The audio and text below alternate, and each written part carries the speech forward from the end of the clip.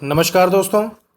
तो चलिए स्टार्ट करता हूँ। पहला क्वेश्चन देखिए स्क्रीन पर, बिट का पूरा नाम क्या है। देखिए दोस्तों, ये मैंने जो आपके लिए प्रश्न लेकर आया हूँ, ये बिल्कुल बहुत अच्छे प्रश्न हैं और ये सभी वेरी वेरी इंपॉर्टेंट प्रश्न हैं। देखिए दोस्तों, बिट का जो पूरा नाम होता है वह आपका है बाइनरी डिजिट। ठीक है दोस्तों, और जो बाइनरी डिजिट होती हैं कंप्यूटर में, ये होती है 0 और 1। इन्हीं को कंप्यूटर रीड करता है और इन्हीं दोनों भाषाओं को कंप्यूटर समझ सकता है। ठीक है दोस्तों, अब आगे देखिए कि वीएलई का पूरा नाम क्या है। दोस्तों ये बहुत बहुत इंपॉर्टेंट प्रश्न है दोस्तों।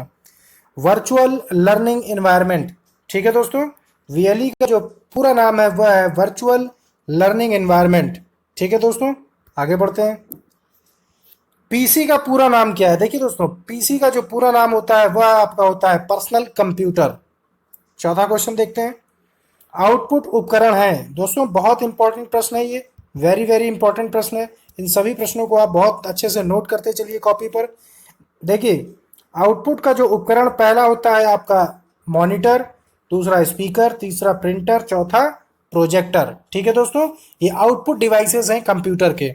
ठीक है, आगे देखते हैं। इनपुट उपकरण है।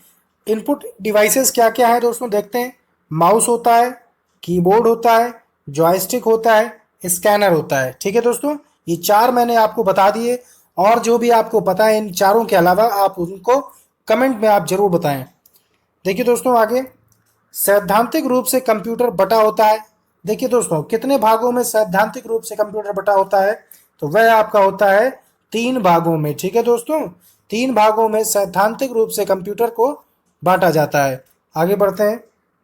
देखिए दोस्तों, माउस में निम्न तकनीक का प्रयोग किया जाता है। जो एडवांस माउस होते हैं उनमें जो है ऑप्टिकल तकनीक का प्रयोग किया जाता है। ठीक है दोस्तों, समझ गए। अब आगे देखिए, आकार में कीबोर्ड की सबसे बड़ी की है। देखिए, सबसे बड़ी की कौन सी होती है कीबोर्ड की, यह आपको बताना है। तो आपको मालूम होना चाहिए कि स्पेस बार जो की होती है वो बहुत बड़ी होती है। सबसे बड़ी की ही आपकी होती है कीबोर्ड में स्पेस बार की। ठीक है दोस्तों, आगे बढ़ते हैं। क्वेश्चन नंबर 9, फंक्शंस कीज के अंतर्गत आते हैं। देखिए, फंक्शंस कीज जो होती हैं आपके कीबोर्ड में, वो शुरू होती हैं आपकी F1 से लेकर के F12 तक। ठीक है दोस्तों, ये यहाँ पर दर्शाया गया है। ये आपका कीबोर्ड है और ये आपकी है स्पेस बार की। ठीक है दोस्तों, ये आपकी स्पेस बार की हो गई। देखिए दोस्तों, कितनी बड़ी की है ये।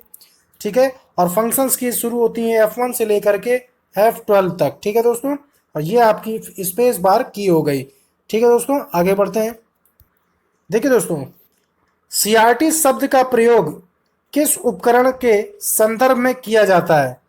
दोस्तों देखिए, जो आपका सीआरटी जो शब्द है, ठीक है, तो उसका आपको फुल फॉर्म मुझे आप कमेंट में बताइए, देखता हूं कितने लोगों को ये आ रहा है। ठीक है दोस्तों, अब देखिए, सीआरटी शब्द का जो प्रयोग है वह आपके उपकरण में मॉनिटर में प्रयोग किया जाता है। ठीक है दोस्तों, आगे देखिए, एलसीडी शब्द का पूरा नाम क्या है। दोस्तों देखिए, एलसीडी शब्द का जो पूरा नाम होता है वह आपका होता है लिक्विड क्रिस्टल डिस्प्ले। ठीक है दोस्तों, आगे बढ़ता हूं। सीपीयू का पूरा नाम क्या है। दोस्तों ऐसे प्रश्न बहुत पूछे जाते हैं आपके एग्जामिनेशंस में, और ये जो बेसिक प्रश्न है ये किसी भी एग्जाम्स में पूछा जा सकता है। देखिए, सीपीयू जो होता है कंप्यूटर का दिमाग कहा जाता है, यानी mind of computer is known as CPU, central processing unit. ठीक है दोस्तों, आगे बढ़ते हैं। एएलयू, एएलयू का पूरा नाम क्या है। दोस्तों देखिए, एएलयू का पूरा नाम होता है अर्थमेटिक लॉजिक यूनिट। ठीक है दोस्तों, ठीक है दोस्तों, और ये सब एएलयू का प्रयोग क्यों किया जाता है। ये एएलयू का प्रयोग होता है प्लस माइनस डिवीजन और मल्टीप्लिकेशन के लिए। ठीक है, और लॉजिक ऑपरेशंस के लिए भी। आगे देखते हैं। देखिए दोस्तों, प्रोसेसर के लिए किस शब्द का प्रयोग किया जाता है। देखिए, जो आपका पेंटियम होता है ये आपका होता है प्रोसेसर। ठीक है दोस्तों, आगे देखते हैं। कंप्यूटर की प्राइमरी मेमोरी के लिए शब्द प्रयोग किए जाते हैं। कौन सा शब्द जो है कंप्यूटर की प्राइमरी के मेमोरी के लिए प्रयोग होता है, तो वो आपका होता है रैम, यानी रैंडम एक्सेस मेमोरी। ठीक है दोस्तों, अब आगे बढ़ते हैं। देखिए दोस्तों, शिक्षण कौशल से क्वेश्चन नंबर 1, दृष्टांत यानी इलस्ट्रेशन के प्रकार क्या होते हैं। देखिए दोस्तों, ऑप्शंस देख लेते हैं। मौखिक दृष्टांत, लिखित दृष्टांत, ए और बी दोनों, इनमें से कोई नहीं। तो बताइए दोस्तों क्या होगा। सबसे पहले जो जो आपका दृष्टांत होता है या होता है आपका इंग्लिश में इलस्ट्रेशन बोलते हैं, यानी चित्रों के माध्यम से, यानी चित्रों के द्वारा किसी बात को जब हम समझाते हैं तो वो चित्रों के द्वारा जो समझाया जाता है उसे हम दृष्टांत कौशल के रूप में जानते हैं। ठीक है, अब देखिए दोस्तों, जो आपके दृष्टांत कौशल होते हैं वह आपके होते हैं दो, मौखिक होता है और आपका लिखित भी होता है, इसलिए ऑप्शन नंबर सी इसका बिल्कुल सही उत्तर बनता है। ठीक है दोस्तों, आगे बढ़ते हैं, क्वेश्चन 2 पर आते हैं। छात्र सहभागिता कौशल का प्रयोग कैसे करें? देखिए दोस्तों, जब छात्रों की जो रुचि होगी, आप अगर उसको नहीं दबाएंगे तो वह हर एक चीज में वो क्या करेंगे, अपना सहभाग यानी अपना जो भाग लेने की इच्छा है वो जाहिर जरूर करेंगे। ऑप्शन देख लेते हैं, प्रश्न पूछकर, चित्र बनवाकर, रिक्त स्थान भरवाकर, उपरोक्त सभी। देखिए दोस्तों, आप सभी जानते होंगे कि छात्र सहभाग तभी करेगा जब हम उन सभी लोगों से सब कुछ करवाएंगे, यानी उपरोक्त सभी प्रश्न भी पूछेंगे, चित्र बनवाएंगे और रिक्त स्थान को भी भरवाएंगे। ठीक है दोस्तों, ऑप्शन नंबर डी इसका सही उत्तर बनता है। आगे बढ़ते हैं, question 3, Bloom's domains of learning है। देखिए दोस्तों, क्या है इसका उत्तर? संज्ञानात्मक, मनोप्रेरणा, भावात्मक, उपरोक्त सभी। तो बताइए दोस्तों क्या होगा? देखिए दोस्तों, आपका जो है ब्लूम्स डोमेन्स ऑफ लर्निंग क्या होगा, बताइए दोस्तों क्या होगा?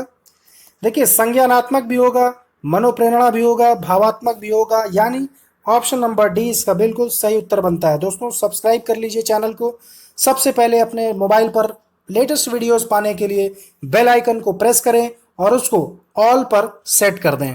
देखिए दोस्तों, आगे क्वेश्चन नंबर 4, छात्रों को ठीक, शाबाश, बहुत अच्छा कहना है। क्या कहना है ये क्या शाब्दिक पुनर्बलन है, अशाब्दिक पुनर्बलन है, सकारात्मक शाब्दिक पुनर्बलन है या नकारात्मक शाब्दिक पुनर्बलन है? देखिए दोस्तों, पुनर्बलन मतलब होता है रीइंफोर्समेंट। ठीक है, जब हम किसी बच्चे को पॉजिटिविटी के लिए अग्रसर करते हैं, यानी उसको हम सकारात्मक माहौल देते हैं, तभी हम बच्चों से बोलते हैं ठीक है, वेरी गुड बेटा, एक्सीलेंट, वेल डूइंग, बहुत अच्छा कर रहे हैं आप। ठीक है दोस्तों, तो इसके लिए जो आपका उत्तर होगा वह होगा आपका ऑप्शन नंबर सी, यानी सकारात्मक शाब्दिक पुनर्बलन।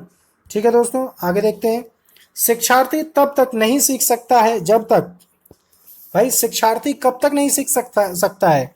जब तक उन्हें शिक्षा के सामाजिक उद्देश्य की आवश्यकता के अनुरूप न पढ़ाया जाए।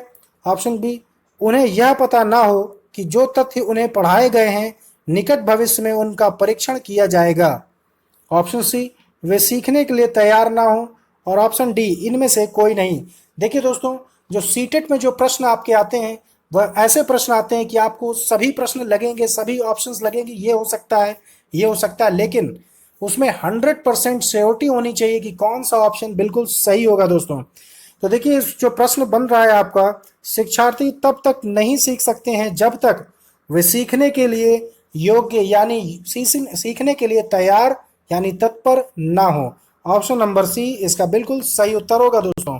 आगे बढ़ते हैं, क्वेश्चन नंबर 6, अनामिका द्वारा पूछे गए एक प्रश्न का उत्तर शिक्षक तत्काल नहीं दे सकता है, शिक्षक की प्रतिक्रिया क्या होनी चाहिए? ऑप्शन देख लेते हैं, शिक्षक द्वारा अनामिका को चुप करा देना चाहिए, शिक्षक द्वारा अनामिका का ध्यान बटा देना चाहिए, शिक्षक को कहना चाहिए कि मैं जानता नहीं हूँ या जानती नहीं हूँ, शिक्षक द्वारा प्रश्न का सही उत्तर बाद में समझकर दे देना चाहिए। देखिए दोस्तों, स्वाभाविक सी बात है कि जो शिक्षक होता है वह अपने बच्चों से यानी विद्यार्थियों से ज़्यादा पढ़ा लिखा होता है, इसीलिए वो क्लास में पढ़ाता है। ठीक है, क्योंकि उसके अंदर डीलिंग पावर होती है, वो अपनी बात कहने की क्षमता रखता है।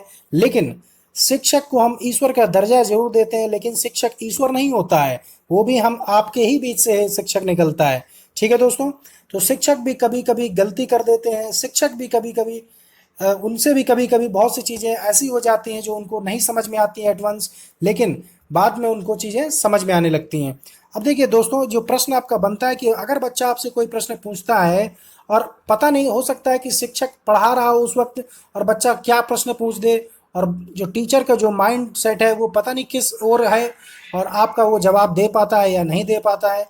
तो सिंपल सी बात है, शिक्षक अगर जवाब देने के लिए तुरंत तैयार नहीं है तो शिक्षक को यह बोल देना चाहिए कि शिक्षक द्वारा प्रश्न का सही उत्तर बाद में समझ कर दे देना चाहिए। ठीक है, ऐसा नहीं करना चाहिए कि हम बच्चे को चुप करा दें या शिक्षक उसे डांट या डपका दे, बैठाल दे या उसको बोल दे कि मैं नहीं जानता हूं, तो ये एक निगेटिविटी आ जाएगी शिक्षक के लिए और किसके किसके मन में, ये विद्यार्थियों के मन में। तो ऑप्शन नंबर डी इसका बिल्कुल सही उत्तर बनता है दोस्तों। अब देखते हैं क्वेश्चन 7। निम्न में से कौन सी घटना नकारात्मक पुनर्बलन का उदाहरण है? दोस्तों बताइए, बहुत अच्छा प्रश्न है कि नकारात्मक पुनर्बलन का उदाहरण कौन सा होगा? दंड देना, पुरस्कार को रोक लेना, दर्दनाक उद्दीपक से दूर करना, ठीक है, अत्यधिक पुरस्कार देना। देखिए दोस्तों, जो आपका नकारात्मक पुनर्बलन का उदाहरण होगा वह होगा आपका ऑप्शन नंबर सी, यानी दर्दनाक उद्दीपक को दूर करना। ठीक है दोस्तों, ऑप्शन सी इसका बिल्कुल सही उत्तर बनता है दोस्तों। आगे बढ़ते हैं। कक्षा में विद्यार्थियों की रुचि बनाए रखने के लिए एक शिक्षक को उचित है, क्या उचित है? श्यामपट्ट का प्रयोग करना, चर्चा करना, कहानी कहना, प्रश्न पूछना। तो देखिए दोस्तों, कक्षा में विद्यार्थियों को रुचि बनाए रखने के लिए एक शिक्षक के लिए उचित क्या हो सकता है? दोस्तों थोड़ा सा आप दिमाग लगाइए और करने का प्रयास जरूर करें आप। देखिए दोस्तों, शिक्षक श्यामपट्ट पर पढ़ाएगा यानी ब्लैक बोर्ड पर पढ़ाएगा, ये तो स्वाभाविक सी बात है। वह चर्चा भी करेगा, कहानी भी कहेगा, या लेकिन जो सबसे जरूरी है, हम बच्चों को इंटरेस्टिंग कैसे हम मटेरियल दे सकते हैं या बच्चों का इंटरेस्ट कैसे क्लास में जगा सकते हैं, जब हम बच्चों से उनसे प्रश्न पूछेंगे। और प्रश्न पूछने का मतलब उनको चेक करना नहीं होता दोस्तों। प्रश्न पूछने का मतलब सीधा से ये होता है कि बच्चे जो भी मैं पढ़ा रहा हूँ उन पर वो ध्यान देते हैं या नहीं। अगर वो ध्यान दे रहे हैं तो आपका प्रश्नों का जवाब तुरंत मिलेगा, और अगर वो नहीं ध्यान दे रहे हैं तो वो आगे से ध्यान देने लगेंगे। इसीलिए हम प्रश्नों को बच्चों से तुरंत पुटअप करते हैं। ठीक है दोस्तों, अब आगे बढ़ते हैं। क्वेश्चन इसका जो ऑप्शन डी है ये सही उत्तर होगा। आगे देखिए दोस्तों, क्वेश्चन नंबर 9। कक्षा में जो विद्यार्थी प्रश्न पूछते हैं हम उन्हें क्या करेंगे? भाई प्रश्न पूछना तो बहुत अच्छी चीज है दोस्तों। कक्षा में बाद में शिक्षक से मिलने की सलाह दी जाएगी, बिल्कुल ऐसा नहीं करेंगे। कक्षा चर्चा में भाग लेने के लिए प्रोत्साहित किया जाना चाहिए। लगातार प्रश्न पूछने के लिए प्रोत्साहित करना चाहिए। स्वतंत्र रूप से उत्तर ढूंढने के लिए प्रोत्साहित करना चाहिए। तो बताइए दोस्तों, इसका सही उत्तर क्या होगा? कक्षा में जो विद्यार्थी प्रश्न पूछते हैं हम उन्हें क्या करेंगे? उन्हें हम करेंगे कि लगातार प्रश्न पूछने के लिए प्रोत्साहित करना चाहिए। जब बच्चा लगातार प्रश्न करेगा तो वो मोटिवेट होगा आपकी टीचिंग के प्रति, आपके संकल्प के प्रति कि आप जो उसको पढ़ा रहे हैं वो किस प्रकार से दे पा रहे हैं, यह भी आप जान जाएंगे जब आपसे बच्चा प्रश्न करना शुरू कर देता है। ठीक है दोस्तों, तो ऑप्शन सी इसका जो है सही उत्तर होगा। आगे देखिए दोस्तों, क्वेश्चन नंबर 10। यदि एक विद्यार्थी कक्षा में भाग लेने से संकोच करता है तो आप क्या करेंगे? कई ऐसे विद्यार्थी होते हैं हमारे जीवन में, ऐसे बिल्कुल एग्जाम्पल्स मिलते हैं कि जब छात्र जो होते हैं क्लास में एंटर ही नहीं करते हैं, तो उसका पीछे कारण क्या हो सकता है हम थोड़ा सा जानेंगे। उससे प्रश्न नहीं पूछेंगे, जिन प्रश्नों के उत्तर वो दे सकता है केवल उन्हीं के प्रश्न पूछेंगे। उन प्रश्नों को नहीं पूछेंगे जिसके उत्तर उसके सामर्थ्य से बाहर हैं, जिसके कारण वह कक्षा में उपहास का पात्र बन सकता है। अब देखिए ऑप्शन डी दोस्तों, उससे केवल तब प्रश्न पूछेंगे जब वह उसके उत्तर देने के लिए उत्साहित हो। देखिए दोस्तों, अभी आप कह सकते हैं कि ये तीनों ऑप्शन क्या सही नहीं है? ऑप्शंस सही हैं, ठीक है, ये हम अपने स्वयं पर हम ढाले हैं इस चीज को। देखिए दोस्तों, अगर बच्चा संकोच करता है, प्रश्न आपसे क्या कहता है कि बच्चा संकोच कर रहा है तो क्या करना चाहिए? देखिए, अगर बच्चा संकोच करेगा तो हमें सिर्फ उसका जवाब देना है। हम इन तीनों को बात नहीं समझेंगे कि उससे प्रश्न नहीं पूछने चाहिए। ऐसा नहीं है कि बच्चों से प्रश्न नहीं पूछे जाते हैं, लेकिन बच्चों से प्रश्न भी पूछे जाते हैं, लेकिन कुछ कुछ ऐसी सिचुएशन होती है, कुछ ऐसी अवस्था है कि जिससे हम बच्चों से प्रश्न तभी पूछेंगे जब वह प्रश्न या उनके उत्तर देने के लिए तत्पर हों या तैयार हों या उत्साहित हों। ठीक है दोस्तों, तो ऑप्शन डी इसका बिल्कुल सही उत्तर बनता है। आगे देखते हैं दोस्तों, क्वेश्चन नंबर 11। शिक्षक का बर्ताव होना चाहिए। शिक्षक का बर्ताव कैसा होना चाहिए क्लास में दोस्तों बताइए? क्या प्रशासनात्मक होना चाहिए, शिक्षाप्रद होना चाहिए, आदर्शवादी होना चाहिए, निर्देशनात्मक होना चाहिए? बताइए दोस्तों। देखिए, जो शिक्षक का बर्ताव होता है ना तो वो प्रशासनात्मक होना चाहिए, ना ही आपका शिक्षाप्रद होना चाहिए, और ना ही आपका निर्देशात्मक होना चाहिए। शिक्षक का जो बर्ताव होता है वो कक्षा में बिल्कुल एक आदर्शवादी के रूप में होना चाहिए। हम शिक्षक को आदर्श के रूप में जानते हैं, आदर्शवादी के रूप में जानते हैं।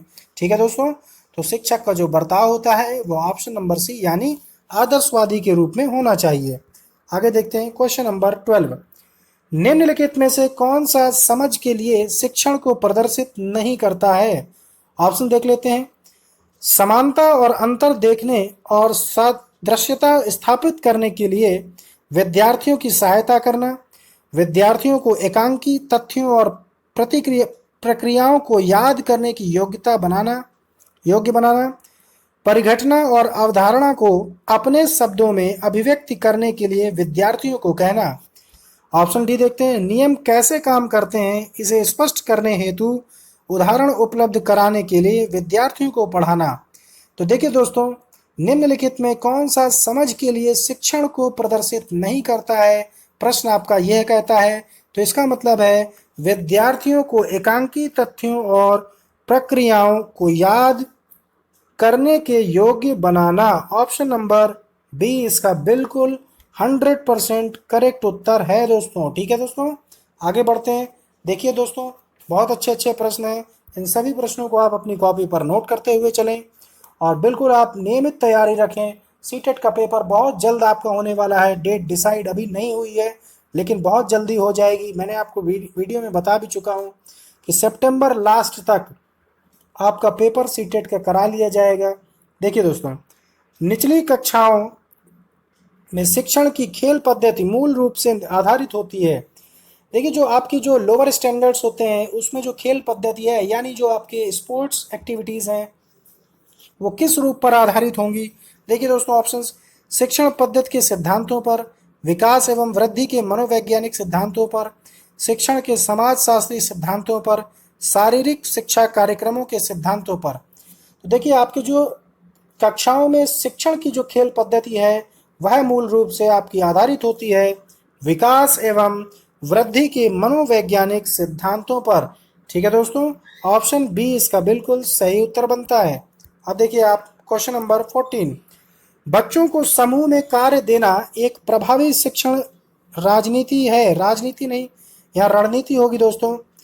इससे शिक्षक का काम कम होता है। छोटे समूह में कुछ बच्चों को दूसरे बच्चों पर हावी होने के लिए अनुमति होती है।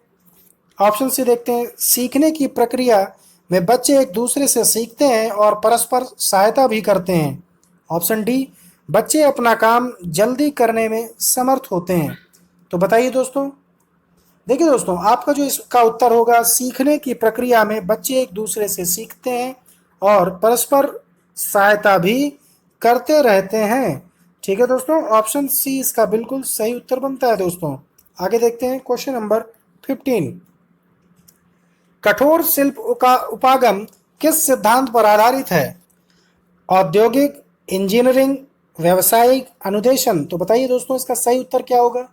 जो आपका कठोर शिल्प उपागम है वह आपका आधारित है ऑप्शन नंबर बी यानी इंजीनियरिंग। ठीक है दोस्तों, नमस्कार।